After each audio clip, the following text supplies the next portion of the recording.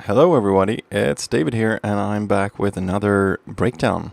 Today we're focusing on this little sim where I'm pouring liquid down into a container with the Diverso solver, and then something happens. It takes the shape of another object, the letter C, and then it goes back again. So what we're using for this is what we're going to set up now, Diverso, and we can just real quick create a cube that's going to serve as our domain. If we set it up the same way that I did, I can have a circle, emitter, and then I have my domain now created for me. I'm going to use liquid PDB because it's faster.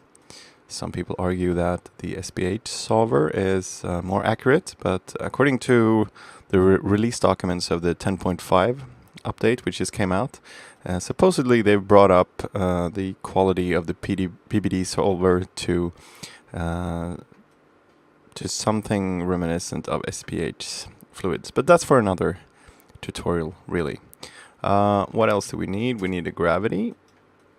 And just going down the checklist, let's add a drag force. And that would be enough to get it started at least. Just pouring liquid into this. Obviously we have to set the cube to solid outside because otherwise nothing is going to be emitted. So yeah, we set it to solid outside and now we're pouring into the domain. So far so good. If I wanted to completely replicate this, I would be putting a bit of randomness, and then I would also be animating the emitter, but I'm not going to care too much for that now. That's not why we're here. I do want to break up the sheathing in the emission though. So that's better, at least. Maybe I'll just wobble it in Z on rotation at least with a expression. So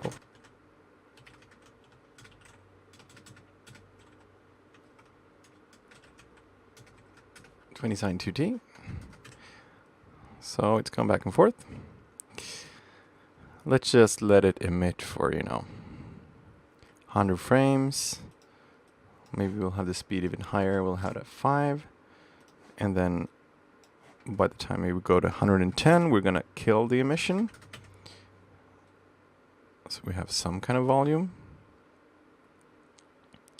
And then once we've emitted all that fluid, what we're going to do is we're going to assume the shape of the cross that we have in this scene. So how do we do that? Well, you probably might already be aware of this, but there's a daemon in Realflow called Magic, which has this little hat icon on it. And once you assign a magic daemon, you get to pick between force and velocity. I would just normally use force, but if you want to elaborate on it, feel free to check out the documentation. And then you pick the object, and then you assign it. Let's see what happens if we just start simulating now. I could see a slight shift in what happened in liquid. You see it's starting to pull. But what it also has to do is it has to overcome gravity. So you have to make it significantly stronger than gravity. And then it kind of is going to start to wobble a bit back and forth. And for that reason, we have escape strength and approach strength. So approach strength is the force that's pulling it towards the object. And then escape strength would be the attribute that controls how much influence it has on preventing the particles to escape from the object again. So it can be pretty tempting to start to, have a pretty high setting here. But what it's going to do then, it's going to appear completely rigid and hardly dynamic at all. So it really comes down to trial and error and trying to find the right balance between these two values. So what I want to do is I want to wait for it to pour into the container. And then let's keyframe this. So start at 0 for both of these. And then over the course of something like 15 frames, let's try with a slightly lower value. And I'm going to just put the same in both of them. So we fill it up and then whoosh. Because you do want it to be kind of still acting like a liquid. So to be kind of, you know, having, of course we can add additional forces here, but you want it to still kind of be boiling around that object, if you will. So you don't want to put the settings too hard, because then it starts to look less interesting. The beauty of the magic daemon, I mean, obviously we can do these type of things. We could use, you know, a standard attractor inside of the object and collide with the object. And we could do, like in particles, for example, we could do goals. But the magic daemon usually gives a pretty neat result. I don't know if you saw the little teaser that I did, where we have this character walking through a puddle, and then the puddle kind of absorbs onto him, which is just me keyframing that magic daemon. And I think it's pretty nice, you know, like it's really wobbling back and forth like a liquid surface, even though the surface is now revolving around the character. And so the magic daemon is pretty easy to get good results like that with. But what it really comes down to is balancing approach and escape strength. So if you do see them kind of like going past and then rubber banding back and then back again and back again, you want to start raising the escape strength. But then on the other hand, if it gets too tight, it's not going to look interesting. What I would suggest as well, in order to get less of the issue with the rubber banding, is what you're doing here is first we have gravity, right? And then you overcome gravity with magic. And let's say we do it exactly as I did it in the C sim. Then we bring it back down again.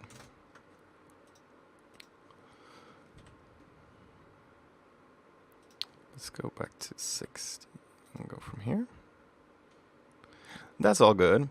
But during these frames here, where we're actually combating gravity, why do we really want to be struggling against another force and having kind of less desirable results because the liquid is being pulled down and drooping down into a drop? So what I would do is I would also keyframe down my gravity. Instead of having it at the default of 9.8, I can pull it down to, let's say, we might want some gravity. We still want some kind of other force acting on it, but I'm going to significantly drop it down. And then by the time we release again, I'm going to animate it up once more. And if I was trying to make this real pretty, I would be adding additional forces on top, like the noise field and maybe a vortex field, whatever suits my needs for the case. And now you should see that it's not drooping down as much anymore. And I see that I forgot to add a keyframe.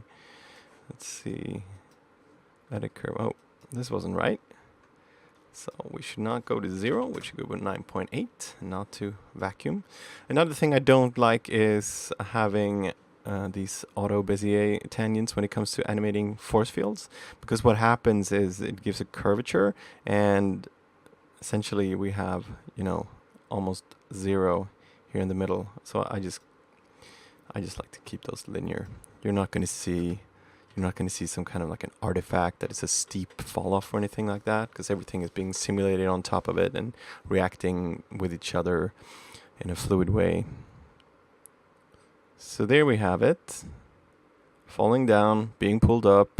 There's also the possibility to change the magic daemon to attract rather than the random face, which is just any face. And nearest is the most commonly used mode and causes polygon to travel to the nearest polygon. So let's see if we see a significant difference here. I would not expect a huge difference in this case, but maybe we could see it kind of being pulled to the closest face first and then being distributed. I don't think this is the right scenario for seeing that type of action. But I mean, yeah, there we pretty much have it. The magic daemon. I would play around with it, and I would see like how low can I get away with on the kind of escape strength. Maybe we don't need as much. The goal should always be to control the fluid while having it look as natural as possible. So I'm just gonna delete out these linear keyframes. And as you can see, this is so fast to work with an Art Direct. So I would really recommend using Diverso PBD for trying to figure out, how different force fields work and so on. And then you can use the your CUDA GPU as well. So make sure in Diverso that you have set that, because that really gives a huge speed bump. So we want to probably bring up the escape strength again, as I was talking through out of it, but you can see that it kind of rubber banded a bit too much. So it really is, a back and forth process in finding the right value. I find that I often arrive at pretty much the same for escape, but that's usually alright as soon as you start counteracting it by bringing down the other forces like gravity, which is not gonna force it to droop down, and then you kind of don't have to counteract that as much anymore. So hardly any time to see this take effect, so I'm gonna go into all of the keyframes at once, and then I'm going to select the latter part where everything is keyframed back to normal, and I'm gonna offset it by 50 frames, I think, so we get some more. And last but not least, let's go to maybe at least 10 times the res and command line and go.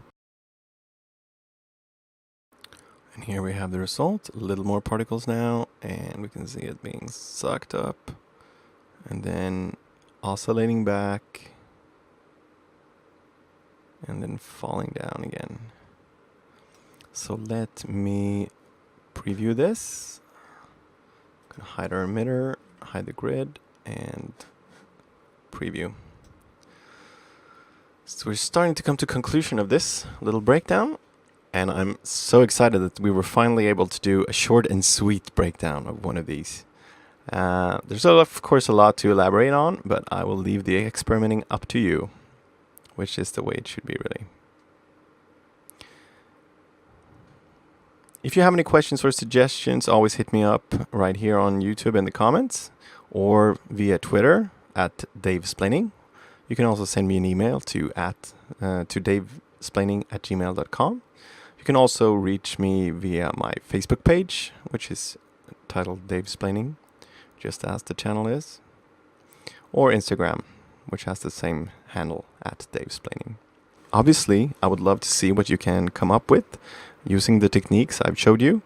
So don't hesitate to share your work with the hashtag Davesplaining at whatever social media you're using, and I would be happy to share and put your work out there.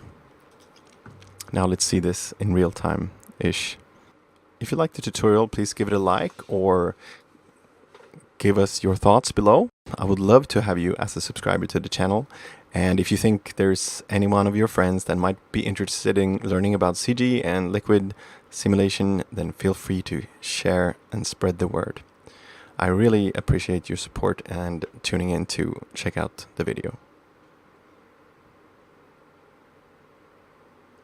And if you think the transition is too harsh, then what it boils down to is really just being more careful in the magnitude of force that we're using on the Magic Demon, and maybe kind of easing into it a bit more, letting that shift from gravity to magic take a few frames more. Maybe we would have had a softer kind of transition to it. But do play around with the Magic Demon, it's great fun. I'll see you around.